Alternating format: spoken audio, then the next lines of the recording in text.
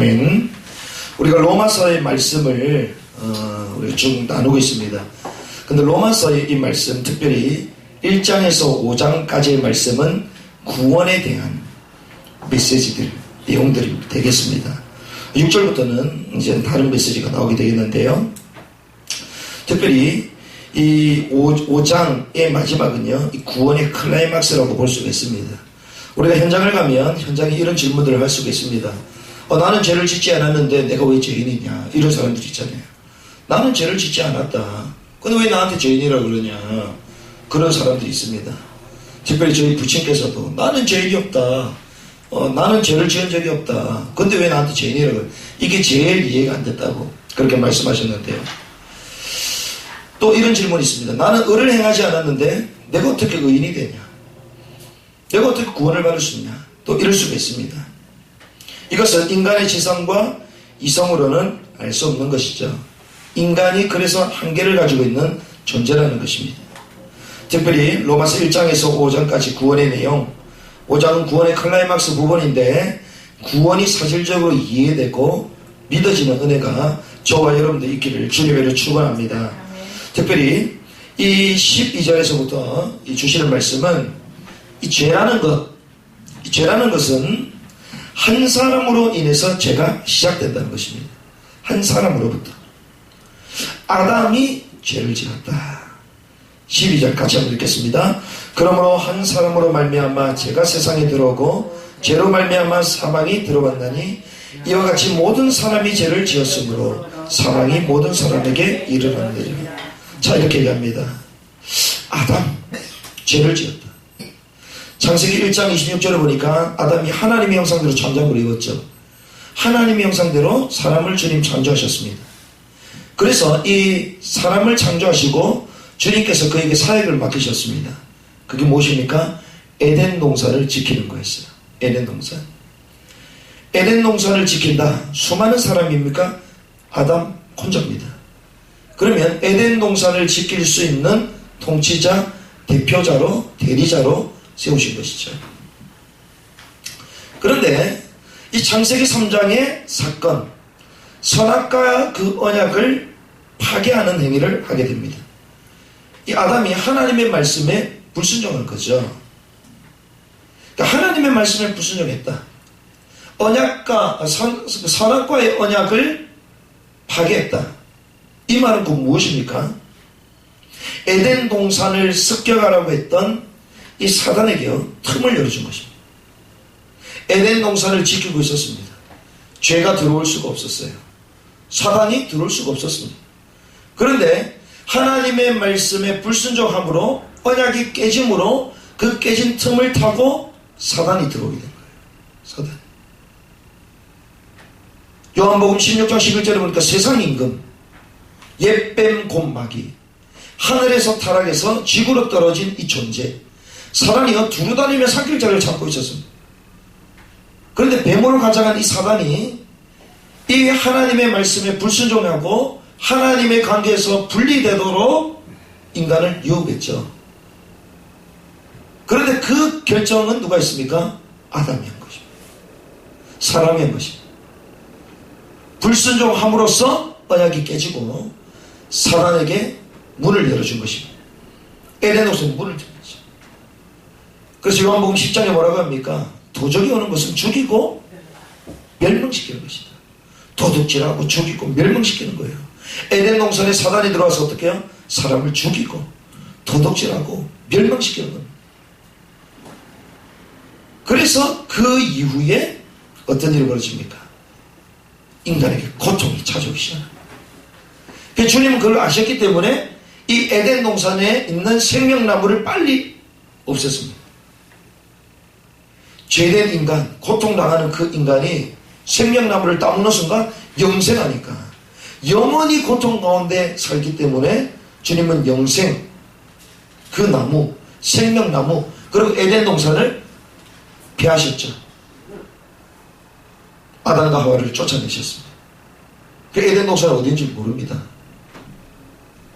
그런데 저는 생각합니다. 새 예루살렘, 하나님의 그 나라가 임할 때에 에덴이 회복될 줄 믿습니다. 죄인의 모습으로는 에덴에 있을 수 없습니다. 왜? 생명나무 때문에. 그걸 따먹는 순간 계속 고통 가운데 살아야 되기 때문에. 우리가 하루 사는 것도 막 지겹다 그러잖아요. 우리가 조금 살아도 지겹다 막 이러는데요.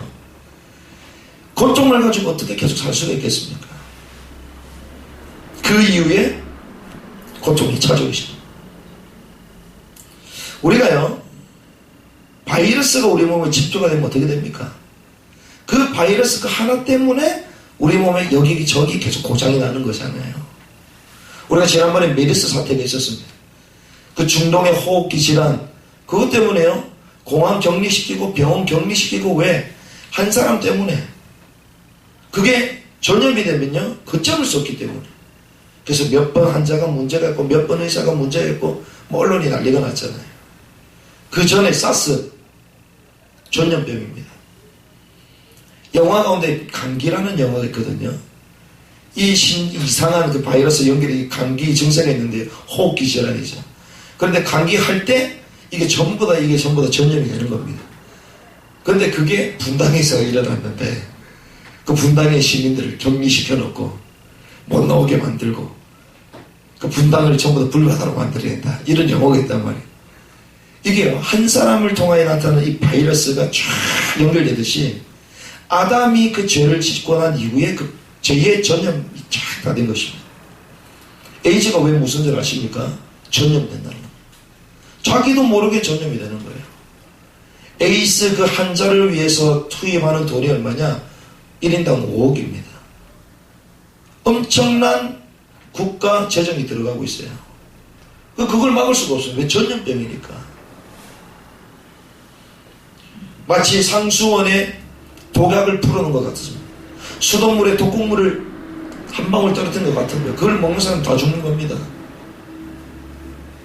어제 보니까 뉴스를 보니까 구미에 뭐 어떤 그 주민들이 물에서 냄새가 나가지고 막 물을 마시는데 막 치가 나고 왜 이럴까 봤더니 물탱크에 시체가 있는 거예요. 시체. 그 봤더니 그걸 먹었어. 시체가 있는 그 물을 계속 먹었던 거예요. 그 먹을 때는 아무 문제가 없었는데 나중에 그걸 알고 나니까 구태증성이 일어난다고 소송 걸고 막 이러고 있습니다. 우리도 모르고 그냥 마시는 건데, 마치 우리가 전쟁을 하게 되면요, 전쟁 가운데 가장 어려운 전쟁이 공성전이거든요. 성에 방어막을 치고 그 성을 부수고 들어가야 됩니다. 그런데 많은 출혈이 있기 때문에 함부로 싸우지 않죠. 성이 단단한 성이 견고한 성이 있으면요, 이 적군이요 다 앞에서 다 진을 치고 있습니다. 어떻게 저 성을 깨부술까 막 고민을 하죠. 부탁하면 일단 공격하는 분들이 불리하단 말이에요. 그러면 시간을 다 봅니다. 시간을 벌면서 성으로 들어가는 모든 물자 공급되지 않도록 전부 틀어막는 거죠. 보급로를 차단합니다. 그렇게 하면 자연스럽게 먹을 양식이 떨어지면 기진맥진해질 거 아니에요. 그때 공격하는 거거든요. 그런데 식량이 비축되어 있고 보급로가 열려있다? 그러면 공격하려고 온 사람들이 지칠 거 아닙니까? 그래서 이 공성전은 함부로 할 수 없는 전쟁인데요. 그런데 그런 위기 가운데 대치하고 있는데 이 성 안에 있는 한 병사가 문을 열어주는 거예요. 어떻게 되겠습니까? 그 하나의 그 문을 통하여 이 적군들이 성문 안에 들어가서 성에 있는 사람을 다 돌아가죠. 죽입니다.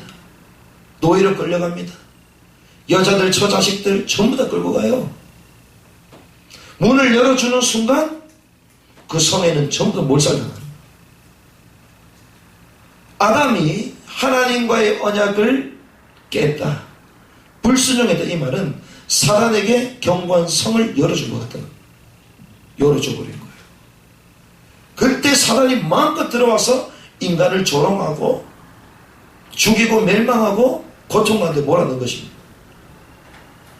그 한 사람이 중요하다는 것입니다. 한 사람. 죄는 누구를 통해서 왔다요? 한 사람. 아담에서 왔다. 이 얘기를 하는 것입니다.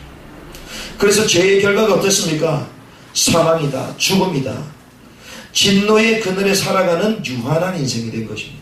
늘 하나님의 진노. 언젠가는 이 고통이 터질 수밖에 없는, 언젠가는 문제가 터질 수밖에 없는, 언젠가는 하나님의 진노의 잔이 쏟아 부어질 수밖에 없는 그런 불안한 인생을 살 수밖에 없는, 그게 인간이라는 것입니다. 모든 사람이 죄를 지었다, 이렇게 얘기하죠. 사망이 모든 사람에게 임한 것입니다. 죄의 전명, 죄의 바이러스. 그래서 우리는요, 끊임없이 죄를 짓고요, 끊임없이 불신앙합니다. 끊임없이 우상을 탐욕스럽게, 육신적인 것들, 가치 없는 것을 계속 매이게 되는 겁니다. 왜? 이미 바이러스의 독곡물 상태에 마셨기 때문에. 모든 사람이 죄를 범했으면 하나님의 영광에 이르지 못한다. 죄의 삭은 사망이다. 죽음의 진노에 가운데. 그런데 오늘 본문에 보니까 이 죄의 인식에 대해서 얘기를 합니다. 13절에 보니까 죄가 율법 있기 전에도 세상에 있었으나 율법이 없었을 때에는 죄를 죄로 여기지 아니하였다. 자, 이게 무슨 말입니까? 그럼 율법이 있기 전에는 그럼 죄가 없었다는 얘기입니까? 그 말이 아니죠. 율법이라는 정확한 죄의 기준이 없었기 때문에 죄인 줄을 몰랐다는 겁니다. 죄인데 죄인 줄을 몰랐다. 죄로 여기지 못했다는 것이죠. 죄 인식이 없었다는 겁니다. 그걸 우리는 화인 맞은 양심이다. 죄인 줄을 모릅니다. 그래서 인류 최초의 노래가 뭡니까? 살인하는 노래입니다. 사람을 죽인 그 라멕의 그 노래가 인류 최초의 노래라니까. 살인을 자랑했다니까. 왜? 죄인 줄 몰랐기 때문에. 그게 단순히 자기 힘을 드러내는, 권력을 드러내는 것이라고 착각한 거예요. 죄와 쾌락과 육체, 네피림이 결국 잡히게 되죠. 그런데 이것이 죄인 줄을 몰랐다는 거예요. 당연히 세상의 사람들, 하나님의 아들들이 세상의 아름다움 보고 당연히 그래요. 육신적인 삶을 삽니다. 성공, 명예, 물질 당연히 따라가요. 쾌락주의를 당연히 따라갑니다. 죄인 줄을 몰라요. 죄인 줄을. 그런데 이게 웬일입니까? 죄는 하나님의 진노, 보응이 있다 그랬죠. 그게 뭡니까? 홍수 사건이 터진 거예요. 전 인류가 말살된 것입니다. 하나님이 인간을 지으셨음을 한탄할 정도로 인간이 죄악에 간영했다. 그런데 이 사람들은요, 율법이 없으니까 죄인 줄을 몰랐다. 그런데 율법이 있고 난 이후에 어떻게 됩니까? 막연했던 죄가 이제는 구체적으로 드러나기 시작. 그렇습니다. 율법이 있으면요, 이것이 죄인지 죄가 아닌지 드러나기 시작. 우리 십계명 있지 않습니까? 십계명 딱 보면요, 뭐가 죄인지 다 나오잖아요. 율법 지켜야 되는 거, 지키지 말아야 될 계명들이 있단 말이죠. 613가지 계명이 있습니다.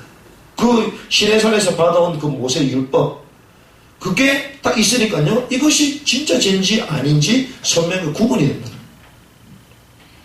그렇습니다. 하나님이 우리 가운데 임하시면요, 죄가 인식됩니다. 하나님의 복음이 우리에게 딱 들어오면요, 죄가 뭔지 이해하게 되어집니다. 그런데 우리가 복음 얘기하면서도요, 죄인지를 몰라. 그건 복음이 아닙니다. 진짜 복음이 우리에게 들어온다. 어떻게 된 줄 아십니까? 야, 구원받아서 감사하다, 감격스럽다. 그거 이전에 참회부터 되는 거예요. 그 이전에 회개부터 되는 거예요. 저희 말씀 나눴잖아요. 저는 어렸을 때 뭐가 그렇게 죄가 많은지 울면서 기도하고 찬양하고 이랬다니까요. 회개하고. 학교도 들어가지 않았는데 방 구석에 처박혀가지고 인내하신 구세주여, 내 말 들어서 이 성령 체험 아니겠습니까? 하나님의 은혜가 내게 임하니까요. 그리스도가 믿어지니까요. 그냥 회개하는 겁니다. 내가 죄인이다. 아니, 너가 뭐 죄인입니까? 꼬맹이가 뭔 죄를 지었다고요? 인생 얼마 살았다고. 그 회개가 되는 거예요. 아이들이 회개 안 한다고요? 아이들 성령 받으면 회개합니다. 우리 지난번에 봤잖아요. 어느 교회를 갔더니 아이들이 막 초등학생들 손을 울면서 찬양해. 울면서 기도해. 아니, 지네들이 뭐라고. 성령이 임하면요, 하나님이 저들 가운데 임하시면요, 복음이니까 좋다 누리자 이게 아니라 참회가 나온다니까요. 회개하게 된다니까요. 남을 정죄하기 전에 내가 복음 안에서 나의 이 죄된 모습이 드러나는 것입니다. 이게 진짜 하나님이 임하시는 거예요. 죄. 그런데 이 죄인식은 못합니다. 왜 못합니까? 극심한 타락과 중독 상태, 그리고 죄의 완전한 환각 상태에 딱 머물러 버리면 빛이 비쳐도 깨닫지를 못하는 거예요. 태초에 말씀이 계셨다. 이 말씀은 곧 하나님이시다. 그가 곧 빛이시다. 저들 가운데 빛이 비쳤는데 저들이 빛을 깨닫지 못하더니, 요한복음에 나오지 않습니까? 빛이 깨닫지 못해. 왜? 흑암 가운데 워낙 찌들려 있으니까 못 알아듣습니다. 복음을 말해도요, 그 죄가 자기한테는 너무 생활하고 너무 편안하고요, 너무 습관화되어 있기 때문에 못 깨닫는 것입니다. 그러다 보니 자연스럽게 그렇게 되는 겁니다. 죄거든요, 죄. 이것이 얼마나 무서운 줄 아십니까? 저와 여러분들이 이 중요한 시간표 속에서 이 사실을 빨리 깨달아야 됩니다. 우리가 이런 말씀을 과연 어디서 듣겠습니까? 저도 말씀을 보고 이 정리하고 깨달으면서요, 이야, 우리가 정말 완전 속았구나. 이거 사단이가 완전 속았구나. 어느 정도 속았냐? 죄인인데도 죄인 줄을 몰라요.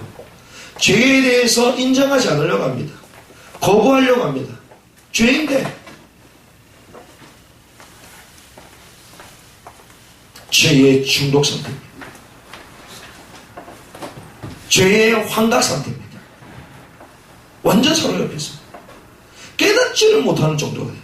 얼마나 우둔한지요. 저도 그랬다니까. 저는 그런 메시지를 들었거든요. 타락해도 괜찮다. 왜? 현장 경험이기 때문에. 제가 이렇게 들고 살아왔습니다. 타락해도 괜찮다. 왜? 현장 경험이니까. 술 마셔도 괜찮고 실수해도 괜찮아. 왜? 복음 안에 있으니까. 그게 얼마나 달콤한 말입니까? 얼마나 기분 좋은 말이에요. 내 육신적인 것들 할 거 전부 다 하고 현장 경험했다, 이렇게 말합니다. 그럼 마약도 계속 먹죠. 그러면 그 현장 경험인데, 그렇죠? 계속 음란하고 계속 타락해보죠. 그러면 속았습니다. 우리 후대는 그렇게 가르칠 수 없다. 그것은 복음이 아니다. 무엇이 복음입니까? 하나님의 율법이 딱 들어오니까 죄가 선명하게 드러나잖아요. 하나님의 복음이 우리 가운데 임하면요, 우리 속에 있는 죄가 드러난다니까. 근데 우리는 어떻게 생각합니까? 죄 없다라고 생각합니다. 있어도 끝났다는, 그냥 예수로서 끝났어, 모든 문제 해결됐어, 끝났어, 회개 안 해도 돼. 왜 끝났는데 뭘 회개를 하냐?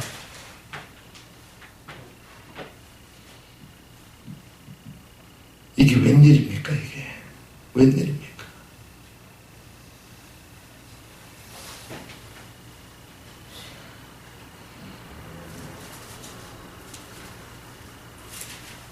그래서 요한복음 1장 5절의 말씀을 한 번 더 제가 말하겠습니다. 빛이 어둠에 빛이 돼 어둠이 깨닫지 못하더라. 빛이 왔음에도 불구하고 어둠이 깨닫지를 못합니다. 깨닫지를 못해요.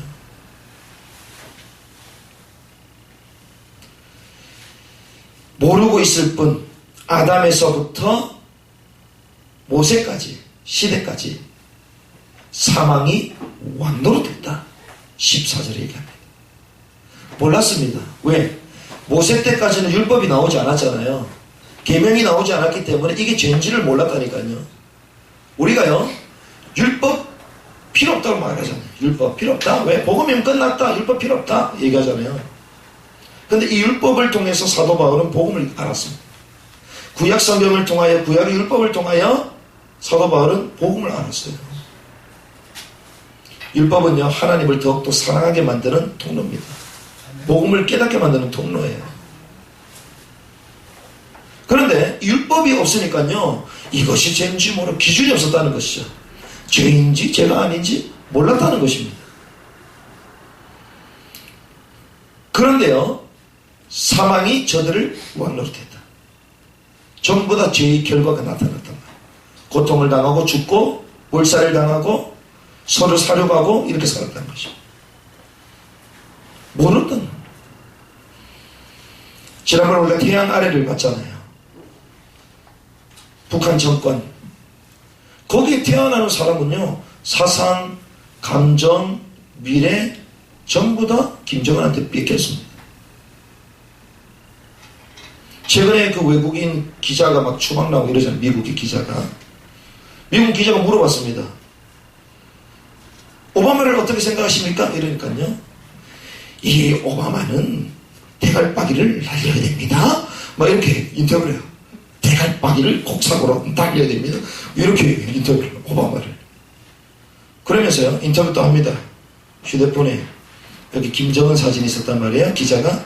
자, 김정은, 이 손가락질 하면서 이 김정은을 어떻게 생각하십니까? 이러니까 옆에 있던 북한 안내원이 이보라요? 이 뭐 하시는 거라? 손가락 치우란 말이에요. 이런 손가락 치우란 말이에요. 빨리 치우란 말이에요. 사상이 완전 노예됐어요. 북한 정권. 우리가 거기 태어났다면 모르고 김정은이 왕노릇하고 있는 데서 잡혀있다는 거예요. 율법이 없었기 때문에 우리 양심은 하인맞은 양심이 되어서 우리 마음대로 살아가고 있는데 그게 마음대로가 아니라 그게 저주라니까. 우리 교회가 올바른 복음을 말하지 않으면 이것이 복음도 아닌데 막 혼돈 가운데 사는 성도를 우리가 찍어낼 수 있습니다. 교회는요, 그래서 언제든지 올바른 복음을 말해야 되는 거예요. 성경이 그렇게 말하고 있는 것입니다. 모르고 있을 뿐 사망이 왕노릇했다. 무슬림 어떻습니까? 전부 다 히잡 쓰고 다녀야 되잖아요. 사우디아라비아 이런 데는 아주 보수 정권 아닙니까? 거기는 강경파 무슬림 아닙니까? 여자들 눈만 이렇게 팍 뜨고 다닐 때 무슬림이 사로잡혀 있습니다. 거기 태어나자마자 여성으로 태어나면 그렇게 살아야 돼요. 모르고 있을 뿐 아담에서부터 모세 시대까지 율법이 없었던 그들조차도 결국은 사망의 왕노를 하고 다녔다. 이것이 한 사람 아담이 죄의 빗장을 열어줌으로써 모든 사단이 총공격을 다했다. 그래서 모든 사람이 죄인이 됐다는 것입니다. 그런데 오늘 두 번째는요, 인류를 구원할 또 한 사람에 대해서 15절에서부터 18절까지 나옵니다. 15절의 말씀 다시 한번 읽겠습니다. 시작. 그러나 이 은사는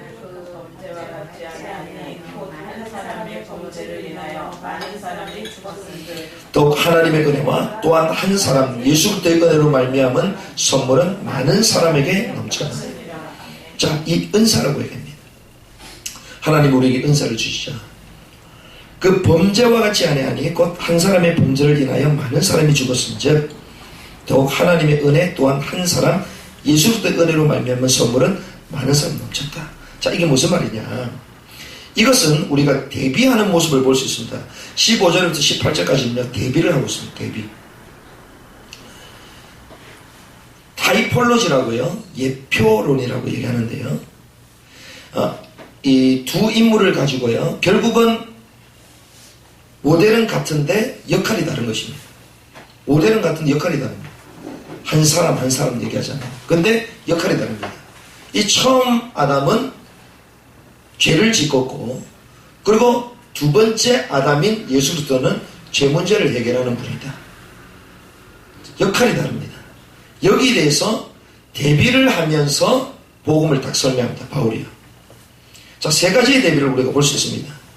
첫 번째 대비는요, 15절에부터 얘기하는데요, 죄의 시작과 마감을 말합니다. 죄의 시작과 마감. 자, 이게 무슨 말입니까? 모든 인류를 죄와 사람에 이르게 한 아담이라는 존재가 있습니다. 죄를 시작하게 한 존재는 누구죠? 아담. 그런데 반대로 온 인류를 구원하는 또 한 사람 예수 그리스도는요, 죄를 마감하는 사람. 요게 대비하는 것입니다.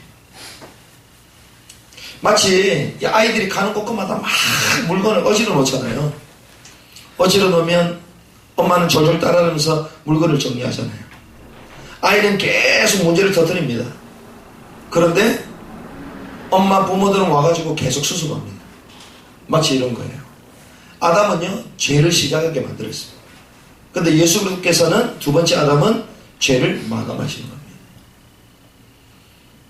16절에 보니까 두 번째 대비가 나옵니다. 두 번째 대비는 뭐냐?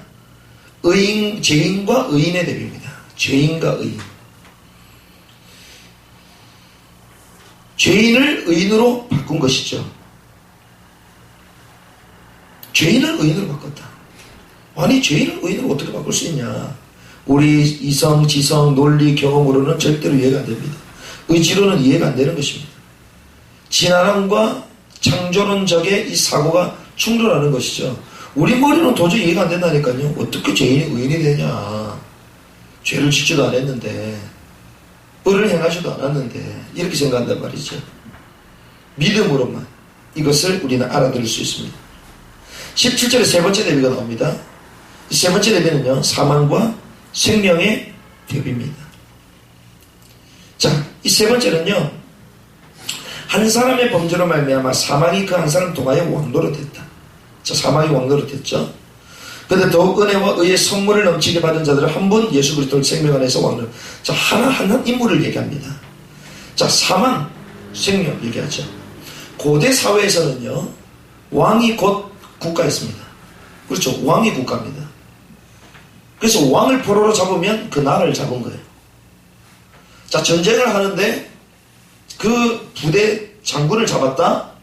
그러면 그 부대를 잡은 것 같은 것입니다. 그렇죠.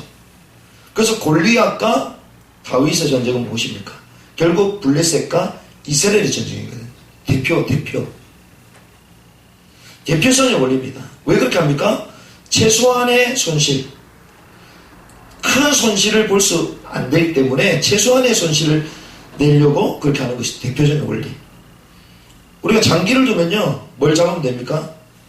왕만 잡으면 끝나는 거예요. 왕만. 그래서요, 사망과 생명의 대비를 하는 것입니다.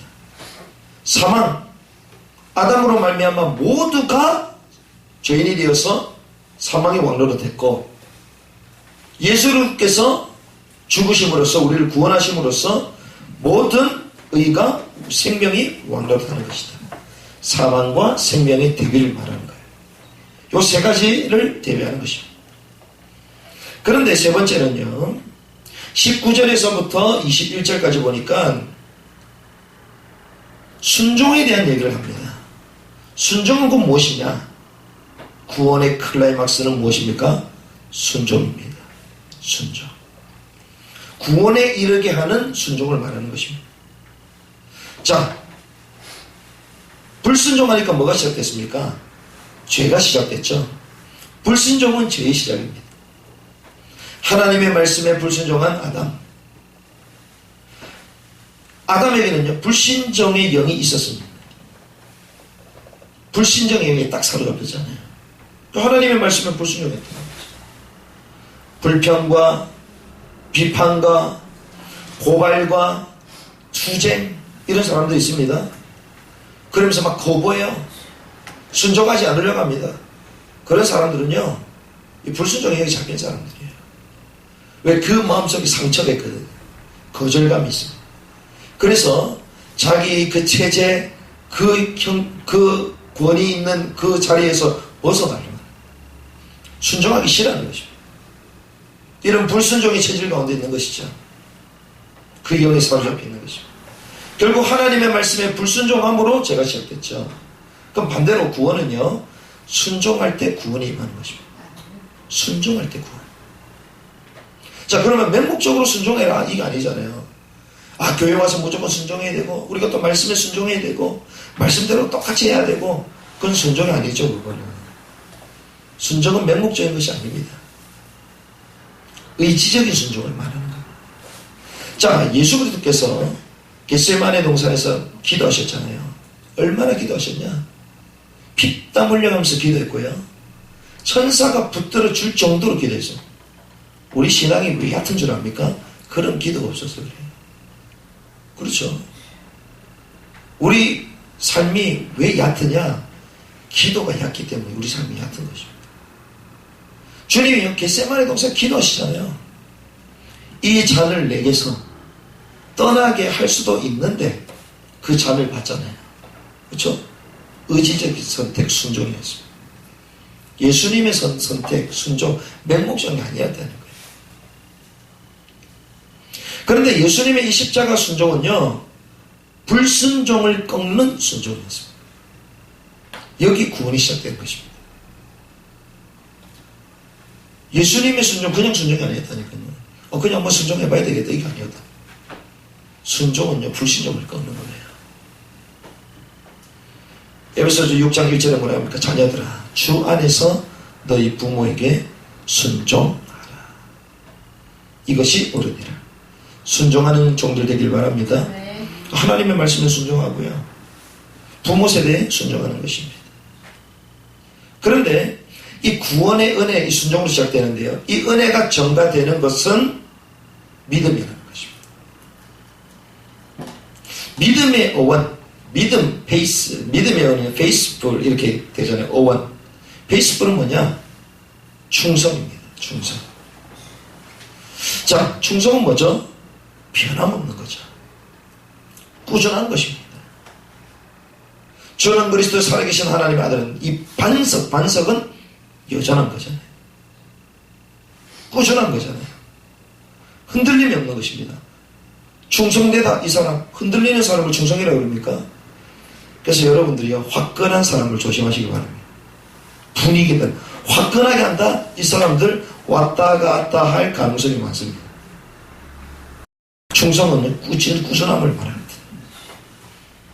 화끈한 사람은 영적 조울증 기질이 막 드러날 수 있습니다. 그래서 충성, 믿음, 순종. 이게 구원에 이르게 하는 순종이었다는 것입니다. 자, 말씀을 정리하겠습니다. 20절과 21절의 말씀 보니까 이렇게 얘기합니다. 율법이 들어온 것은 범죄를 더하게 하려 함이라. 그러나 죄가 더한 곳에는 은혜가 더욱 넘쳐나니. 자, 죄가 많은 곳에 은혜가 많다. 이게 무슨 말입니까? 자, 죄가 많은 곳에 은혜가 많다. 자, 죄를 발견했습니다. 죄를 직면했습니다. 그때 뭐가 많아요? 은혜가 많다는 거죠. 죄를 직면할 때 은혜가 많아진다는 거죠. 우리가 죄를 지은 줄 모르겠잖아요. 저는요, 제가 영적 문제가 없는 줄 알았어요. 제가 그런 생각이 있었다니까요.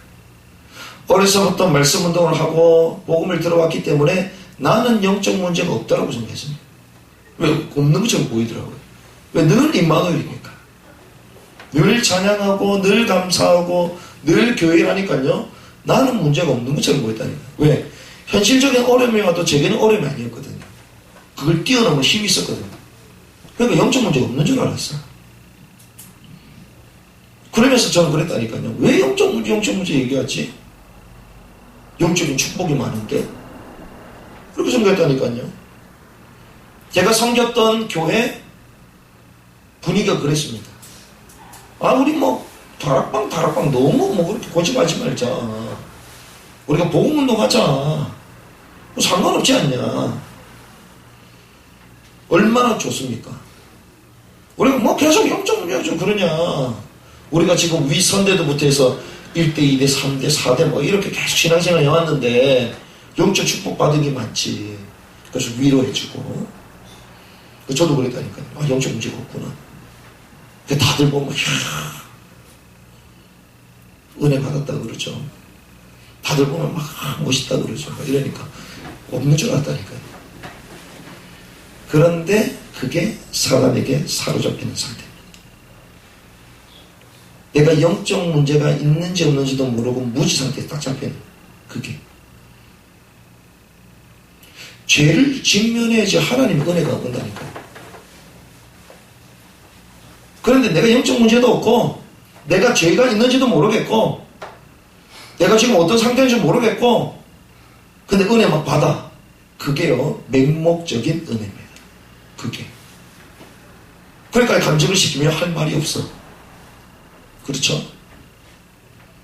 많은 기독신자들, 특별히 신앙생활을 오래 한 사람들일수록 이런 딜레마를 갖고 있습니다. 죄가 없다는. 내 마음 깊은 곳에는 율법과 윤리가 딱 도사리고 있거든요. 그럴듯 하다라고 포장되어 있단 말이에요. 대부분이 거부합니다. 대부분이 포장하고요. 대부분이 부정합니다. 왜? 수치를 당하기 싫기 때문에. 불편하니까. 근데 복음은 불편한 것입니다. 우리가 언제부터 복음 누구 잘못이겠습니까? 저 같은 사람이 잘못이죠. 복음을 진짜 어떻게 설명하는 거 중요합니다. 하나님의 은혜를 거부하는 행위죠. 불편하고 포기하고 넘기고 더 넘기고 포장하고 이 하나님의 얼굴을 거부하는 거예요. 죄인식 율법도 거부하는 화인 맞은 인생으로 가기 딱 좋은 것입니다. 죄인식 안 되는 거예요. 그러니까 율법도 거부하는 겁니다. 무슨 말입니까? 말씀을 거부하는 거죠. 하나님의 율법 말씀도 거부하고요. 결국 나 중심으로 가는 겁니다. 나. 기준이 나라는 것이죠. 그런데 우리는요. 죄가 선명해짐에 감사해야 된다는 거예요. 죄가. 그 사도 바울이요. 나의 약한 것을 자랑한다. 정확하게 봤단 말이에요. 우리가 다음 주부터 말씀 보겠지만 로마서 6장은요. 죄에 대한 몸부림 전부야. 사도 바울이 죄에 대해서 몸부림. 아니 뭔 죄가 있습니까 사도 바울이. 율법을 어려서부터 철저히 지켰던 사람입니다. 율법에 빗나가지 않았던 바리새 중에 바리새인이잖아요. 근데 나는 공부한 사람이고 사망이 나를 영혼을 쏘냐 막 이런다니까요. 얼마나 웃깁니까. 우리가 볼 때는 쇼맨십 하는 것 같아. 근데 이런 내적 갈등이 있었다니까 사도 바울. 왜? 복음을 선명하게 알면 할수록 이것도 죄라. 우리는 완전 죄의 구덩이 속에 빠져있어. 죄의 전념 DNA가 우리 속에 치고 들어와 있다니까요. 세포 조직마다 우상과 죄로 가득 차 있다니까요. 이게 우리 완전 쓰레기라는 거예요. 쓰레기. 완전 죄의 덩어리라니까 우리가. 그럼 뭐가 부끄러운 게 있습니까? 뭐가 숨길 게 있습니까? 우리가 여기 답을 못 내면요. 우리가 육신적으로 조금 이 사람 좀 특수하다. 조금 문제가 많구나. 이런 사람들 수용할 수 없습니다. 여기 답이 안 나면 사도 바울이 그게 답이 난 겁니다. 나는 죄인이구나. 그러니 감옥에 있었던 저 버러지 같은 오네시모를 딱 잡잖아요. 그래서 나중에 에베소의 감독관으로 세우잖아요.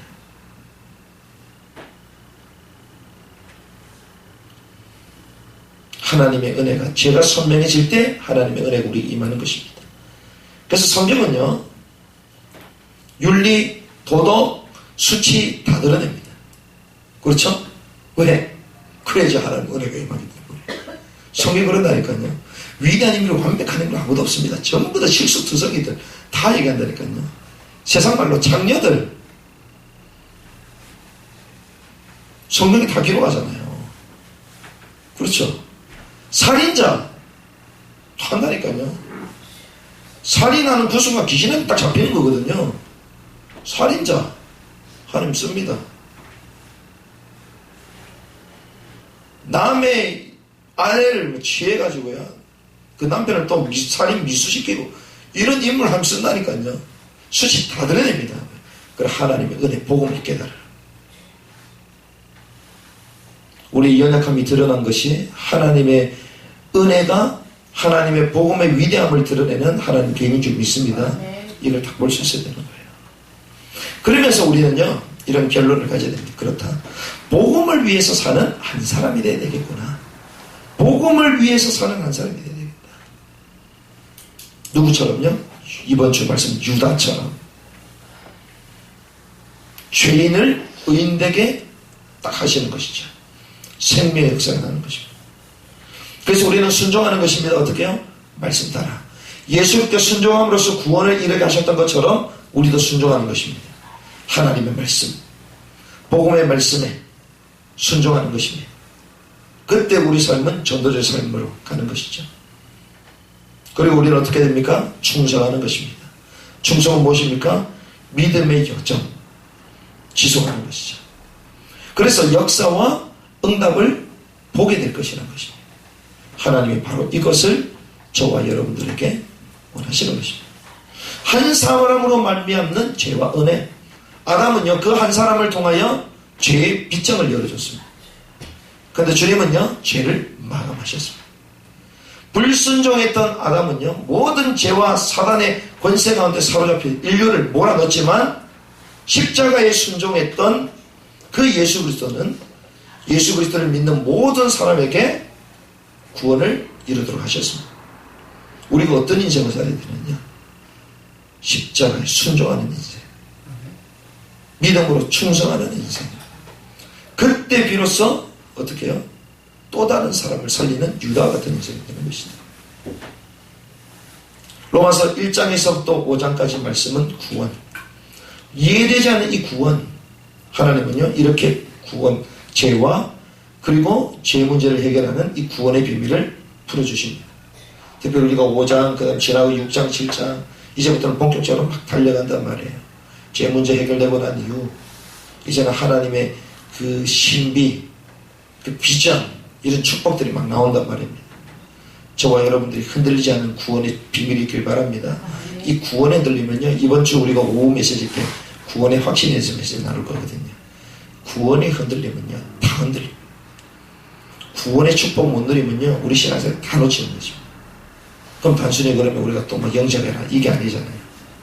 우리가 중요한 메시지들이 계속 나오고 있는데, 이번 주 나눴던 것처럼 마태복음, 예수 그리스도께서 시험 당하고 난 이후에 승리하고 난 이후에 엄청난 메시지를 주시는 것처럼, 특별히 또 100일 동안 진행되는 영성훈련을 통하여, 그리고 중요한 또 예배를 통해서 하나님 우리에게 주실 큰 것들을 바라보고 영적 싸움에 승리하는 시간 되길 바랍니다.